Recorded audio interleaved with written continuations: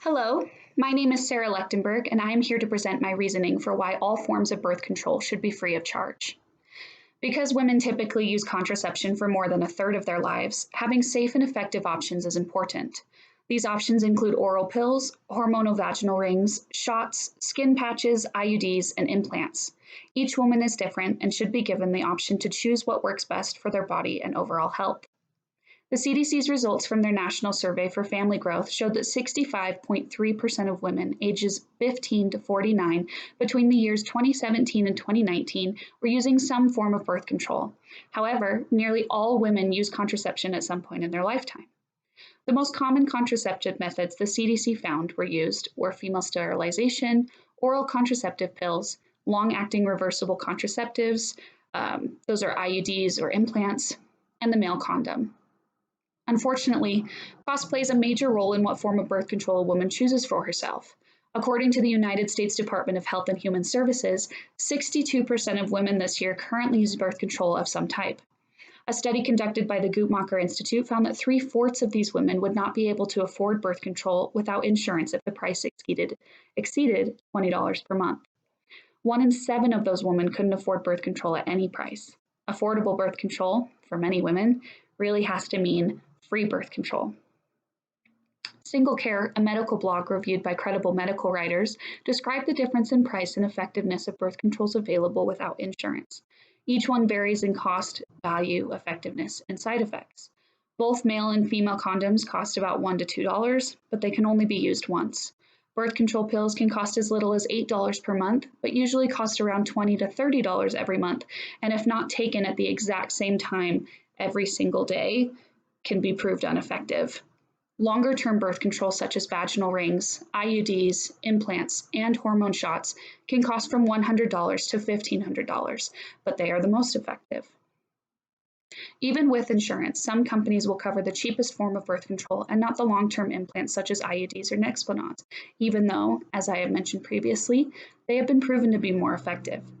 Planned Parenthood states that copays for birth control pills typically range between $15 and $50 per month, but that adds up to be over $600 per year. IUDs and long-term implants can cost several $100s even with health insurance.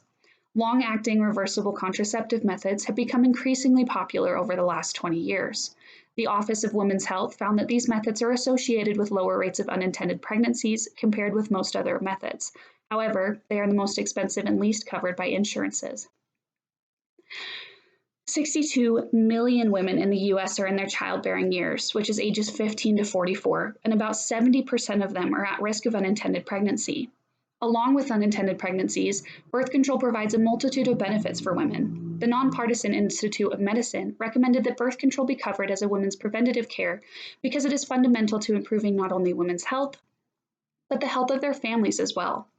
Improved access to birth control is directly linked to declines in maternal and infant mortality. According to the Guttmacher Institute study, a majority of women say birth control allowed them to take better care of themselves or their families, support themselves financially, complete their education, or keep or get a job.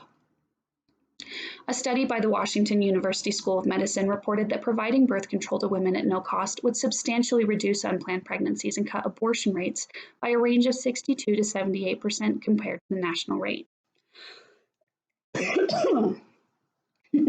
This study, called the Contraceptive Choice Project, enrolled 9,256 women and adolescents in the St. Louis area between 2007 and 2011.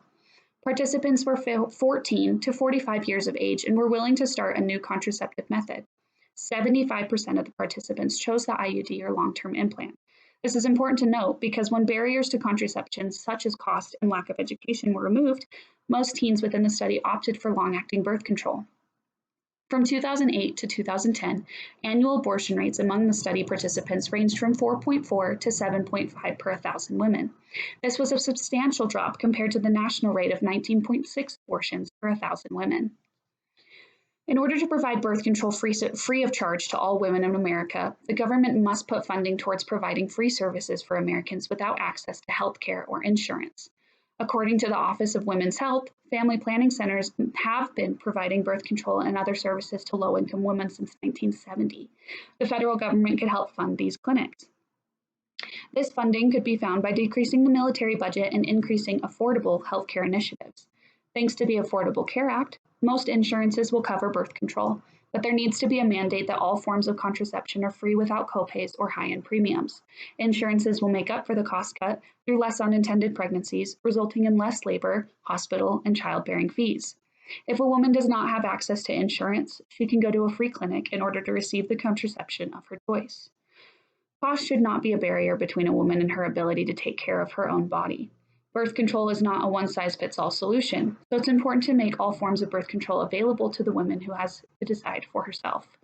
Speaking from experience, it's a difficult process finding a birth control that your body doesn't react to negatively, and cost should not play a factor in a decision that affects health or overall well-being, which is why I believe that all forms of birth control should be free of charge.